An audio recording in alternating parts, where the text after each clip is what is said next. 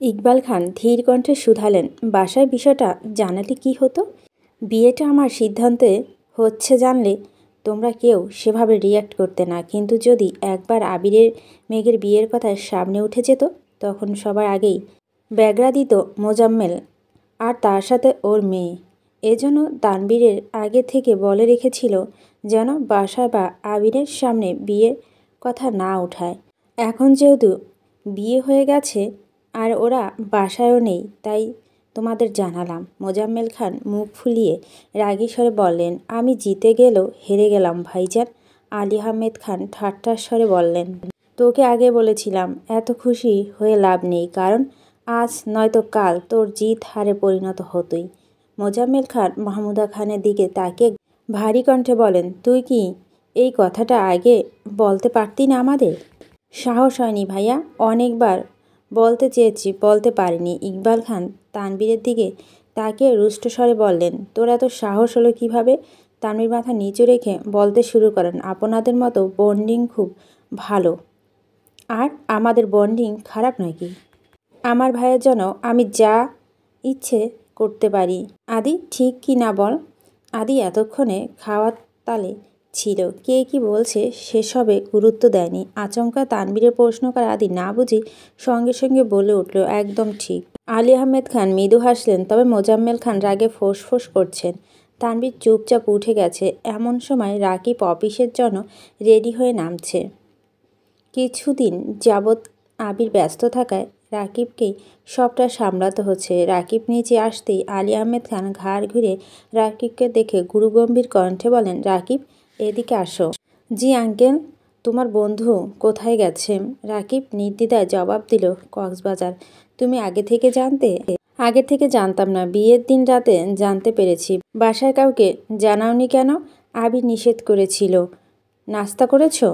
জি uncle, অফিসে যেতে হবে। ঠিক আছে, যাও। রাকিব রিয়ার দিকে তাকিয়ে মৃদু স্বরে বলল, আমি অফিসে যাচ্ছি, তুমি জান্নাতের সঙ্গে বাসায় চলে যাও। রিয়া শান্ত স্বরে জবাব দিল, আচ্ছা। এত সময়ের মধ্যে বন্যা শুরু নিষ্পলক চোখে তানবীরের দিকে তাকিয়েছিল, মুখ ফুটে একটা কথাও বলেনি। বন্যার বোন সকাল থেকে বারবার কল দিচ্ছে। বন্যা খাওয়া দাওয়া শেষ করে ব্যাগ গুছাতে শুরু করেছে। গত 2-3 দিন যাবৎ তানবীর বন্যার সাথে আলাদাভাবে কথা বলতে ছটফট করছে, কিন্তু মিমাম আইরিনের জন্য সুযোগই পাচ্ছে না। তানবীর ঘুরে ফিরে মিমের রুমের সামনে দাঁড়িয়েছে। আইরিন সহসা ভুরু নাচিয়ে মৃদুস্বরে বলল, ব্যাপার কি, এখানে কি চাই? তানবীর স্বাভাবিক কণ্ঠে বলল, বন্যার সাথে আমার একটু কথা আছে। কি কথা? আমাদের বল। তানবীর আইরিনের মাথা গাঁটটা দিয়ে গুরুগম্ভীর কণ্ঠে বলল, 3 দিন যাবৎ তোদেরকে বলছি সামনে থেকে সর এখন। আইরিন ঠোঁট বেঁকে বিড়বিড় করে বলল, এত অধিকার দেখাচ্ছ কেন? তুমি কি গোপনে বিয়ে করে ফেলেছ নাকি? তানবীর মৃদু হেসে বলল, ভাবছি। তানবীর রুমে ঢুকতে বন্যা আর চোখে তাকালো। তানবীর মলিন হেসে বলল, তোমার সাথে একটু কথা আছে। বন্যা গম্ভীর কণ্ঠে জানালো, বাসা থেকে কল দিচ্ছে, আমাকে যেতে হবে। সে না হয় দিয়ে আসলাম, কিন্তু তোমার সাথে কথাগুলো বলার প্রয়োজন। বন্যা ক্রোধিত কণ্ঠে বলল, আপনার সাথে কথা বলার মতো মন মানসিকতা আমার নেই। তানবীর আশেপাশে নজর বুলিয়ে বন্যার দিকে সূক্ষ্ম নেত্রে তাকিয়ে বিলম্বিত কণ্ঠে জানতে চাইল, আমি কি করেছি? বন্যা নিজেকে সামলে নিয়ে ধীর গতিতে বলল, আপনি কিছুই করেননি। আমারই কথা বলতে ইচ্ছে করছে না। তানবীর মনে মনে বিড়বিড় করল, শখের নারী শখের থেকে রাগের মূল্য 3 গুণ বেশি। তানবীর কিছু বলতে না পেরে বন্যা তীর্যকভাবে তাকালো। বন্যা কুপিত দৃষ্টি দেখে তানবীর ঢোক গিলে সহসা হাসার চেষ্টা করল। বন্যা নজর সরিয়ে ব্যাগ গোছাতে মনোযোগ দিল। তানবীর মৃদু হেসে মোলায়েম কণ্ঠে জিজ্ঞেস করল, আমাদের বাসায় থাকতে কোনো সমস্যা হয়নি তো? বন্যা মুখ ফুলে ভারী নিঃশ্বাস ছাড়ল। মিম রুমে এসে ধপ করে বিছানার উপর বসে শক্ত কণ্ঠে বললেন, আমার খুব সমস্যা হচ্ছে, কারণ বড় আব্বু তোমাকে ডেকেছেন আর তুমি সেই দিকে মনোযোগ না দিয়ে এখানে দাঁড়িয়ে আছো। তানবীর চমকে উঠে বললেন, সর্বনাশ। সর্বনাশ এখনও হয়নি, কিন্তু তোমাকে এই রুম পেলে নির্ঘাত কিছু একটা হবে। তানবীর চটজলদি দ্রুত পায়ে দরজা পর্যন্ত গিয়ে আবারও থামল। বন্যার দিকে না তাকিয়ে স্বাভাবিক কণ্ঠে ফিরে বলো, তুমি রেডি হয়ে আসো, আমি নিচে অপেক্ষা করছি। বন্যা গম্ভীর গলা জানালো, আমি একা যেতে পারবো। তানভীর সে কথা শুনেও না শোনার মতো চলে গেল। নিচে নামতেই আলী আহমেদ খান জানতে চাইলেন, তুমি কি এখন ফিরে আছো? কোনো কাজ ছিল? আবির রাতে বলেছিল বিয়ের খরচের ব্যাপারে বাকি কথা যেন তোমার সাথে বলি। তখন তো আর জানতাম না যে তোমার ভাই এ বাড়ি থেকে চলে যাবে। সে যাই হোক, আবির যেহেতু বলে গেছে তাই তোমাকে বিস্তারিত জানানো উচিত। তানভীর হালকা করে কেশে শীতল কণ্ঠে বলল, শুনলাম বুনুর ফ্রেন্ড বাসায় চলে যাবে। আমি কি তাকে বাসা পর্যন্ত দিয়ে আসবো? আকলিমা খান চাপা স্বরে জিজ্ঞেস করলেন, বন্যা কি এখনই চলে যাবে? তাই তো শুনলাম। আকলিমা খান সঙ্গে সঙ্গে হালিমা খানের রুমে চলে গেল। মেহমানদের জন্য গিফট কেনার দায়িত্ব হালিমা খান এবং আকলিমা খানের ছিল। আলী আহমেদ খান স্বাভাবিক কণ্ঠে বলল, ঠিক আছে, তাকে বাসা পর্যন্ত আগে দিয়ে আসো, পরে না হয় আলোচনা করা যাবে। আর হ্যাঁ, সাকিবকেও সাথে নিয়ে যেও। জি আচ্ছা। তানভীর আর সাকিব বাসার বাইরে দাঁড়িয়ে নিজেদের মতো কথা বলছে। বন্যা সবার থেকে বিদায় নিয়ে বেরিয়ে আসছে। বন্যাকে দেখে সাকিব মৃদুস্বরে বলল, আসসালামু আলাইকুম। আলাইকুম আসসালাম। সাকিব ঠোঁটে হাসি রেখে প্রশ্ন করলেন, আপনি কি আমাকে চিনেন? বন্যা আস্তে করে বলল, জি, আপনি আবির ভাইয়ের মামাতো ভাই। আমার কিন্তু আরও একটা পরিচয় আছে। বন্যা ভুরু কুঁচকে জানতে চাইল, কি তানভীরের বন্ধু? ও। সাকিব তানভীরের দিকে তাকিয়ে উদাসীন কণ্ঠে জানতে চাইল, এটা কি হলো? তানভীর সহসা ঠোঁট উল্টে সাকিব বড় করে নিঃশ্বাস ছেড়ে মৃদু স্বরে বলতে শুরু করল, দেখুন, আমি ঘুরিয়ে পেঁচিয়ে কথা বলতে একদম পছন্দ করি না। আমার স্পেশাল বন্ধু, স্পেশাল মানুষ হিসাবে আপনাকে আমার খুব ভালো লাগছে। আমার বন্ধুর মন খারাপ কারণ না হয়ে আপনি বরং তার সুখ পাখি হয়ে। তানভীর আচমকা সাকিবের মুখ চেপে ধরে বিড়বিড় করে বলল, তোকে এত কথা বলতে বলেছি? সাকিব তানভীরের হাত টেনে আহ্লাদি কণ্ঠে বলল, ভাবি, আমাকে বাঁচান। বন্যা হিম শীতল চাউনি দেখে তানভীর সাকিবের ছেড়ে দিয়েছে। বন্যা কিছু না বলে চলে যাচ্ছে। তানভীর দ্রুত এগিয়ে গিয়ে গম্ভীর কণ্ঠে জিজ্ঞেস করল, কোথায় যাচ্ছ? বাসা। কেন? বন্যা আর চোখে তাকে প্রশ্ন করল, মানে ও সরি, বলছিলাম তুমি আমার সাথে না গিয়ে একা কেন যাচ্ছ? আমার বাসা আমি চিনি, আমি একাই যেতে পারবো, ধন্যবাদ। তানভীর মনে মনে বিড়বিড় করতে করতে গাড়ি নিয়ে আসছে। তানভীরের পাশের সিটে সাকিব বসা। বন্যা কাছাকাছি এসে গুরুগম্ভীর কণ্ঠে বলল, গাড়িতে বসো। তানভীরের কৃশ রক্তিম চোখ দেখে বন্যা না করতে গিয়েও কিছু বলতে পারল না। মাথা নিচু করে গাড়িতে উঠে বসল। সাকিব যেতে যেতে গুনগুন করে গান গাইছে, কিন্তু তানভীর আর বন্যা একদম নিশ্চুপ। অর্ধেক পথ যাওয়ার পর তানভীর আকস্মাৎ ব্রেক কষল। সাকিবের দিকে তাকিয়ে চোখে ইশারা দিল। সাকিব কপাল কুঁচকে বলে বসল, চোখের ইশারা দিচ্ছিস কেন? যা বলার মুখে বল। তানভীর ভারী কণ্ঠে বলল, গাড়ি থেকে নামতে বলছি। গাড়ি থেকে নামবো কেন? তোরা কি কথা বলবি বল, আমি না হয় কানে আঙ্গুল দিয়ে রাখছি। যাবি? যাচ্ছি। তুই যে আমাকে মাঝ রাস্তায় ফেলে দিচ্ছিস, এটা বাসায় গিয়ে ফুপি আর ফুপাকে বলবো, সাথে তোর আব্বুকে বলবো, যা ইচ্ছে বলিস। সাকিব নামতে তানভীর আবারও গাড়ি স্টার্ট দিল। বন্যা মনোযোগ দিয়ে ফোন চাপছে। তানভীরের দিকে একবারে যেন তাকাচ্ছে না। বন্যাকে বাসার গলিতে না ঢুকে তানভীর অন্য রাস্তায় গাড়ি নিয়ে যাচ্ছে দেখে বন্যা শক্ত কণ্ঠে বলল, এদিকে কোথায় যাচ্ছেন? তোমার সাথে আমার কিছু কথা আছে। আমার এখন কোনো কথা শোনার ইচ্ছে নেই। আমাকে বাসা পর্যন্ত পৌঁছে দিন প্লিজ। না হয় একাই নামিয়ে দেন, আমি একাই চলে যেতে পারবো। তুমি বাসায় গেলে আমার ফোন আর রিসিভ করবে না, তাই এখনই শুনতে হবে। তানভীর গম্ভীর মুখ করে গাড়ি চালাচ্ছে। অনেকটা পথ যাওয়ার পর কিছুটা নির্জন রাস্তায় গাড়ি থামালো। গাড়ি থেকে নেমে বন্যাকে উদ্দেশ্য করে বলল, নেমে আসো। বন্যা গাড়ি থেকে নেমে চিবুক নামিয়ে দাঁড়িয়ে আছে। তানভীর শান্ত কণ্ঠে বলতে শুরু করলো, আমি জানি তুমি আমার উপর রেগে আছো, তবুও বলছি মাথা ঠান্ডা করে আমার কথাগুলো একটু শোনো।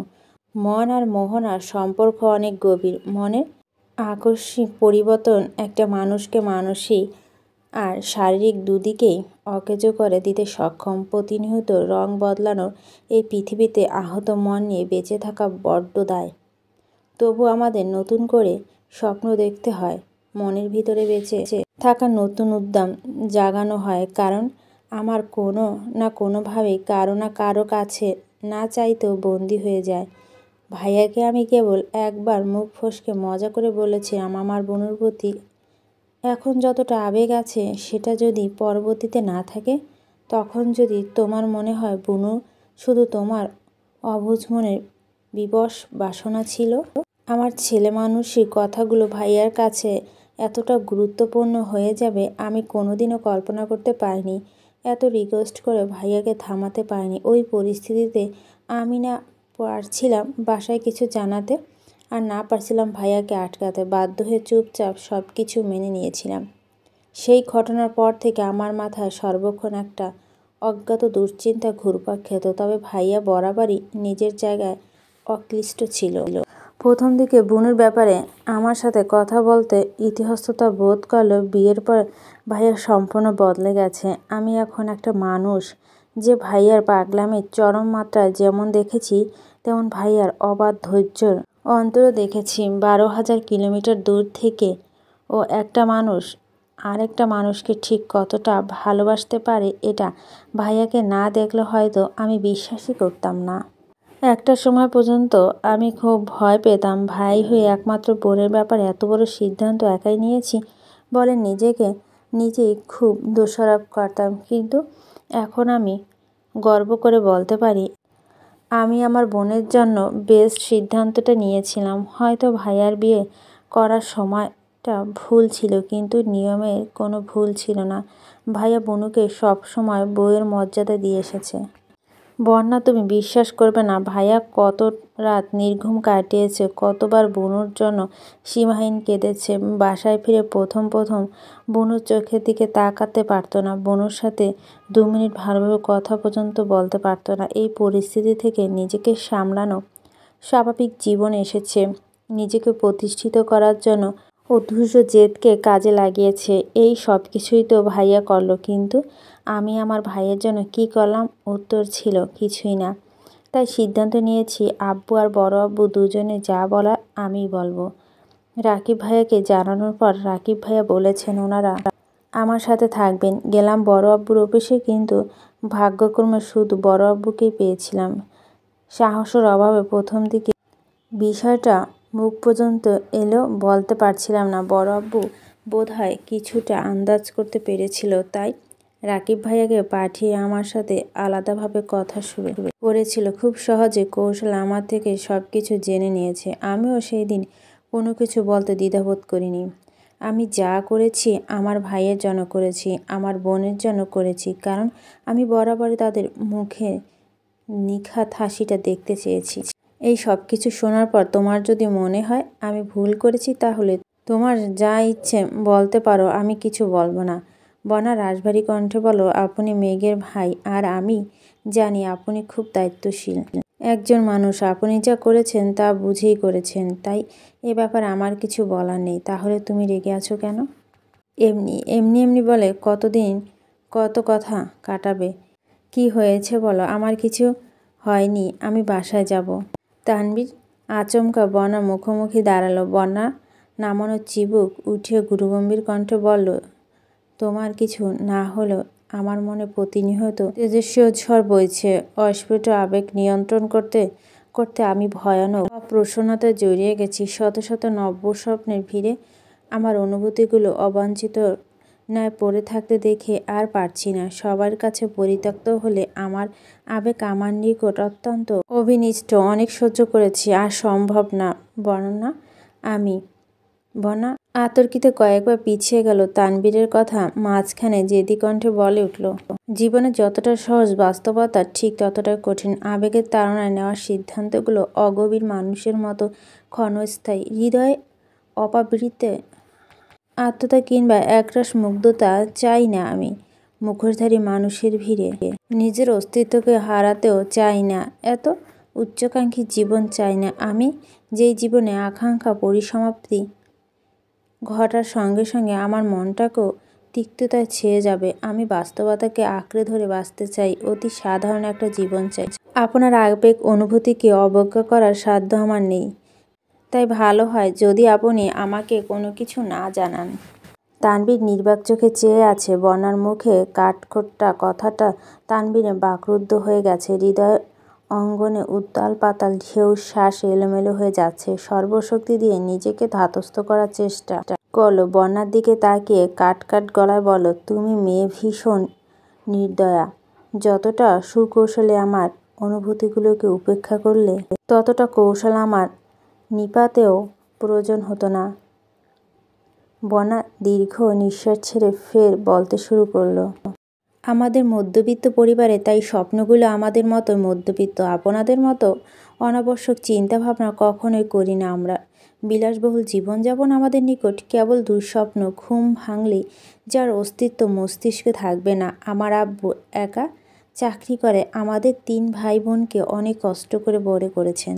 আব্বুর কষ্ট প্রতিদানরূপ আমরা কি দিতে পেরেছি? উত্তরটা আপনার মতো কিছুই না। আব্বু অনেক চেষ্টার পর একটা জব পেয়েছে। আব্বু আপুর জন্য পাত্র খুঁজছে, যা বিশেষ কিছু গুণাবলী থাকা আবশ্যক। তার মধ্যে মন মানসিকতার সাথে সরকারি চাকরিটাও গুরুত্বপূর্ণ ভূমিকা পালন করে। আপনাদের পরিবারের মতো আমাদের পরিবার কখনো ছিল না, আর হবেও না। আপনাদের বাসায় আবির ভাইয়ের যোগ্যতার থেকে ভালোবাসাকে বেশি গুরুত্ব দেওয়া হয়েছে। আজ আবির ভাইয়া বেকার থাকলেও পরিবার ঠিক সাপোর্ট করত, কিন্তু আমার পরিবার এমন কিছুই করবে না। কারণ একটাই, আমরা মধ্যবিত্ত। আমার আবেগ গা ভাসাতে চাইলেও বাস্তবতা আমাদের ভুলগুলো চোখ আঙুল দিয়ে দেখিয়ে দেয়। আমি অপ্রকাশিতভাবে হলেও আব্বুর কাছে প্রতিজ্ঞাবদ্ধ। আপনার লাইফস্টাইল আপনাদের কাছে খুব স্বাভাবিক হলেও আমাদের কাছে, বিশেষ করে আব্বুর কাছে খুব অস্বাভাবিক। আমি বাস্তবতা ভুলে আবেগের কাছে বন্দী হতে পারবো না। আমি কি বলতে চাচ্ছি আশা করি আপনি বুঝেছেন। তানভীর অন্তত সহ বিস্ফোরিত দু চোখ ভিতরে ভিতরে জ্বলছে। মানুষের হৃদয় খুব দুর্বল। প্রিয় মানুষের প্রতি সামান্য কথাতেও হৃদয় ভেঙে চূর্ণ বিচ্ছিন্ন হয়ে যায়। বন্যার কথায় তানভীরের হৃদয় নিগ্রাণ ব্যথাগুলো ভেতরটা বড্ড পোড়াচ্ছে। মনের ভিতর উদ্দীপ্ত প্রেমানুভূতি অচিরে উদাত্ত ছাই হয়ে গেছে। তানভীর চোখ ভরা ব্যগ্রতা আড়াল করে চুপচাপ গাড়ি স্টার্ট দিল। বন্যা এত পায়ে এগিয়ে গাড়িতে বসলো। বাকি রাস্তায় কেউ কারো সাথে একটা কথা বলেনি। অন্যদিনে বন্যাকে বাসার সামনে নামিয়ে তানভীর কিছুক্ষণ অপেক্ষা করে, তবে আজ সেটা করেনি। মোসলেক মিয়ার সাথে দেখা পর্যন্ত করেনি। 10 থেকে 11 ঘন্টা জার্নি শেষে আবির আর মেয়ে কক্সবাজার পৌঁছেছে। সমুদ্রের কাছাকাছি একটা রিসোর্টে আগে থেকেই বুকিং দেওয়া ছিল, সেখানেই উঠেছে। আবির কোনো রকম ফ্রেশ হয়ে লম্বা ঘুম দিয়েছে। গত 1 সপ্তাহ ছোটাছুটি, অতিরিক্ত দুশ্চিন্তা, নির্ঘুম রাত কাটাতে কাটাতে আবির অক্লান্ত হয়ে গেছে। মেঘও ঘুমিয়েছিল, তবে ঘণ্টাখানেক পর মেঘের ঘুম ভেঙে গেছে। অর্ধেক ঘুম থেকেই পেটের ওপর আবিরের শক্ত হাতের কোমল স্পর্শ অনুভব করতে পারছিল মেঘ। আর চোখে আবিরকে এক পলক দেখে আবিরের হাতটা পেটের ওপর থেকে সরিয়ে ওয়াশরুমে চলে গেছে। হাত মুখ ধুয়ে রুমে আসতেই নজর আটকাল আবিরের পরিশ্রান্ত আদলে। মেঘ অবাক চোখে আবিরের দিকে চেয়ে আছে। পুরুষের কখনো রূপের প্রয়োজন হয় না, শুধু প্রয়োজন হয় মায়ার। মেঘ আবিরের মায়ায় জড়িয়ে গেছে, যে মায়া আমৃত্যু কাটাতে পারবে না। আবির নামক শখের পুরুষ এখন একান্ত মেঘের হয়ে গেছে, যে পুরুষের অন্য কোনো নারী অস্তিত্ব নেই। আবির মায়াবী আদলের স্থির দৃষ্টিতে চেয়ে আছে। মেঘের রন্ধে রন্ধে প্রেমানুভূতি জাগ্রত হচ্ছে। শেষ বিকালে অনুজ্জ্বল আলোতে আবিরের মায়াময় আদল দেখে মেঘ নতুন করে আবিরের প্রেমে পড়েছে। সমুদ্রের গর্জনের টানে বাঁচতে মেঘ গুটি গুটি পায়ে বারান্দায় গেল। রিসোর্টটা খুব বেশি দূরে না হয় সমুদ্রের উত্তাল ঢেউগুলো স্পষ্ট দেখা যাচ্ছে। মেঘ জীবনে প্রথমবারের মতো কক্সবাজার এসেছে। বাসায় অনেকবার বলেও কখনো সেখানে কাউকে রাজি করাতে পারেনি। মেঘ কিছুক্ষণ সমুদ্রের ঢেউ আর গর্জন শুনে পুনরায় রুমে আসছে। আবির তখনও গভীর ঘুমে নিমগ্ন। কি করবে বুঝতে না পেরে মেঘের বিছানার পাশে বসল। আবিরের উন্মুক্ত শরীর, গলায় কিছুটা নিচে কালো তিলটা জ্বলজ্বল করছে। মেঘ কিছুক্ষণ মুগ্ধ চোখে চেয়ে থেকে আচমকা সদসা হাসল। হাসির সাথে লজ্জা আড়াল করতে সহসা 2 হাতে মুখ লুকিয়ে ফেলেছে। কয়েক সেকেন্ড সময় নিয়ে ধীর গতিতে নিঃশ্বাস ছেড়ে 2 আঙ্গুল ফাঁক দিয়ে আবারও আবিরকে দেখতে লাগলো। আবিরের মতো মেঘও আজ বলতে ইচ্ছে করছে, আমার মনে রাজকুমার আজ আমার হৃদয়ে স্ফুরিত উত্তাপ ছড়াচ্ছে। আবির ঘুমের মধ্যে পাশে হাত রেখে মেঘের উপস্থিত বোঝার চেষ্টা করছে। 2-3 বার হাত রেখে মেঘকে না পেয়ে ঘুমের মধ্যে কপাল কুঁচকে নিভু নিভু চোখে তাকালো। মেঘের ঠোঁটে কুহুকি হাসি দেখে আবির আনমনে হেসে উঠল। আবিরের হাসি দেখেই মেঘ থতমত খেয়ে বিছানার পাশ থেকে উঠে যেতে চাইল। আবির আচমকা একটানে মেঘকে নিজের সাথে জড়িয়ে নিল। আতঙ্কে মেঘ 2 চোখ বন্ধ করে ফেলেছে। আবির এক হাতে মেঘের পিঠ বরাবর জড়িয়ে ধরে আছে, অন্য হাতে মেঘের কপালে পড়ে থাকা চুলগুলো কানের পাশে সরাতে সরাতে নিরুত্তম কণ্ঠে বলল, আর কতদিন এভাবে লুকোচুরি করবে? এখন তো আমি তোমার পার্মানেন্ট সম্পত্তি হয়ে গেছি। আবির ভুরু নাচাতে মেঘ লজ্জা আবিরের প্রশস্ত বুকে মুখ লুকালো। আবির 2 হাতে মেঘকে শক্ত করে জড়িয়ে কানের কাছে বিড়বিড় করে বলল, তুমি এত লজ্জা পেলে আহিয়া আসবে কেমন করে? মেঘ কর্কশ কণ্ঠে বলল, ইস ছাড়ুন আমাকে। তুমি কি জানো তোমার হাসিটা ভয়ঙ্কর রকমের সুন্দর, আর সেই হাসি দেখলেই আমার মনে শুধু প্রেম প্রেম ফিল হয়।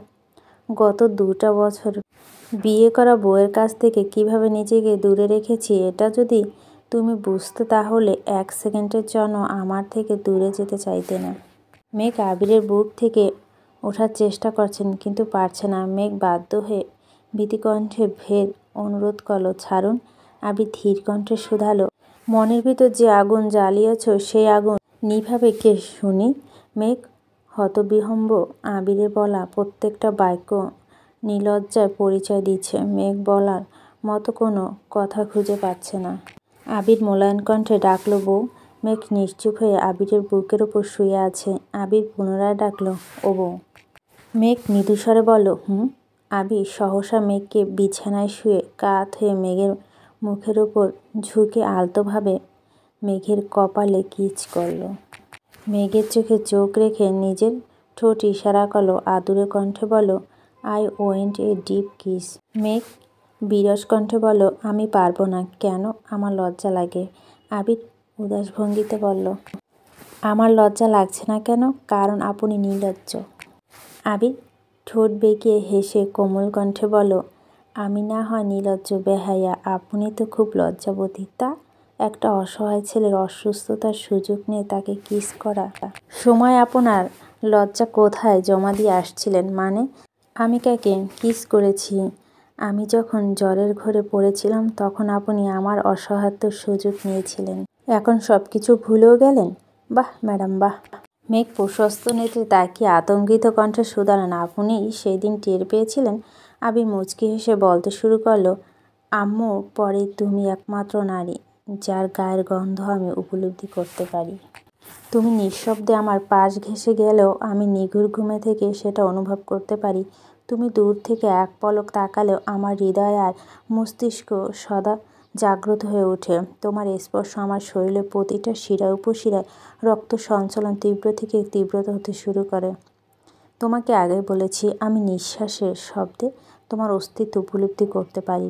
তুমি আমাকে কিস করবে আর আমি সেটা বুঝতে পারবো না? কিভাবে ভাবলে তুমি? মেঘ শুকনো মুখে ঢোক গিলে মোলায়েম কণ্ঠে বলল, সরি। দূর পাগলি, ভালোবাসার সরি ঠরি সব মূল্যহীন। ভালোবাসায় কেবল ভালোবাসার অর্থবহ। আবির পুনরায় নিজের ঠোঁট ইশারা করল। মেঘ উষ্টে উল্টে অসহায় মুখ করে তাকিয়ে আছে। আবির ভুরু নাচাতে মেঘ এক হাতে আবিরের চোখ ঢেকে তড়িত বেগে আবিরের ঠোঁটে কিস করল। আবির গলার স্বর নিচু করে বলল, এটা কি ছিল? কারেন্টের শক খেলো বুঝতে কয়েক সেকেন্ড সময় লাগে, অথচ তুমি 1 সেকেন্ড সময় নিলে না। মেঘ কথা কাটাতে অন্যদিকে তাকিয়ে চাপা স্বরে বলল, চলুন সমুদ্রে যাই।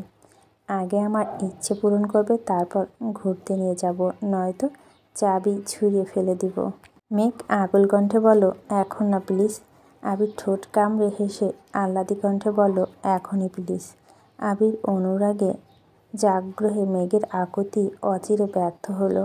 মেঘের সর্বাঙ্গে আবিরের উষ্ণ সোহাগে নিশান অনুভূতির রাজ্যে শানিত নিঃসঙ্গের আভাস। আবিরের আবেগপূর্ণ অপ্রতিমীয়মান আবেশে কেটে গেল আরও কিছুটা মুহূর্ত। আবিরের প্রণয়ে পরিণীতা এখন পূর্ণতা লাভ করেছে। পরিতোষার লজ্জা মেঘের ফর্সা আদল রক্তিম বর্ণ ধারণ করেছে। আবিরের তপ্ত ভালোবাসা ঘটাতে প্রায় সন্ধ্যাই হয়েছে। বন্যা সারাদিন যাবৎ মন খারাপ করে বসে আছে, দুশ্চিন্তায় খায়নি কিছু। মেঘের আবদার আর নিজের আবেগের বশবর্তী হয়ে তানবীরের প্রতি না চাইতেও খুব বেশি আবেগপ্রবণ হয়ে গিয়েছিল। মেঘেদের বাসার পরিস্থিতি দেখে সেই আবেগ এখন ভয়ঙ্কর রূপ নিয়েছে। ইদানিং মেঘের ব্যস্ততার কারণে তানবীরের বিষয়ে বন্যার সাথে তেমন কথা হয়নি। তানবীরের রাজনীতি ছাড়া চাকরি প্রস্তুতির বিষয়ে কোনো কথা বন্যা জানে না। বন্যা তানবীরকে মুখ ফুটে সরাসরি চাকরির কথা বলতেও পারছে না, আবার নিজের আবেগকে নিয়ন্ত্রণ করতে পারছে না। তাই বুঝে না বুঝে তানবীরের সাথে রিঅ্যাক্ট করে ফেলেছে।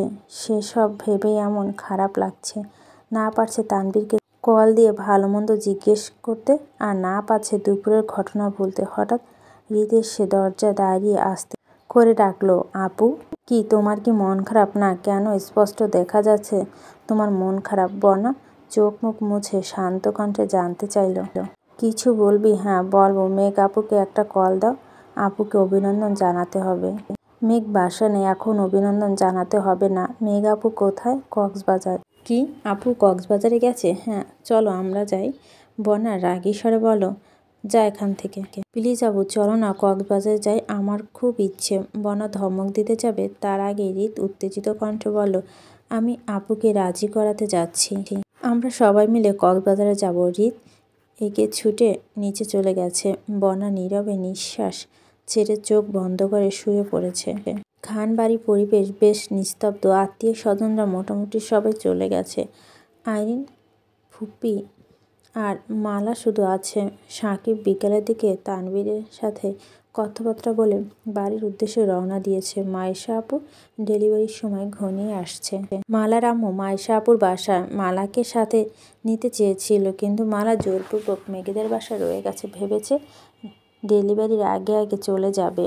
মালা সোফায় বসে মালিয়া খানের সাথে গল্প করছে। মালিয়া খান হঠাৎই শান্ত কণ্ঠে জিজ্ঞেস করলেন, তোর বিয়ের বয়স তো হয়ে গেছে, বিয়ে করতে রাজি হচ্ছিস না কেন?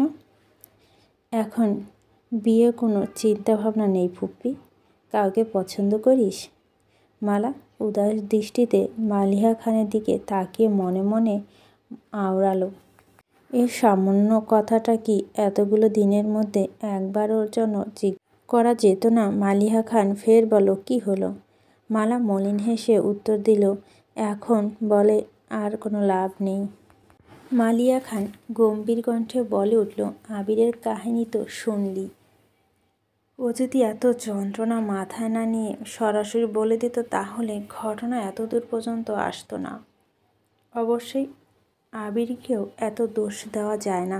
এই বাড়ি থেকে এত বছরে আমি কোনো অধিকার দেখাতে পারিনি, সেখানে আবির তো ছোট থেকে দূরে ছিল। সেসব বাদ দে, তোর তো এমন কোনো সমস্যা নেই। পছন্দ থাকলে বল, আমি তোর আব্বুর সাথে কথা বলে নেব। তোমার ছেলের মতো আমার এমন কেউ নেই। বাদ দে এসব কথা। এমন সময় তানবীর বাসায় আসছে, চোখে মুখে বিষণ্ণতা। তানবীরের নিষ্প্রভ চেহারা দেখে মালিয়া খান উদ্বিগ্ন কণ্ঠে জিজ্ঞেস করলো, কি হয়েছে তোর? কিছু হয়নি বড় আম্মু। চোখ মুখ এত শুকানো শুকানো লাগছে কেন? তানবীর মলিন হেসে বলল, কই না তো।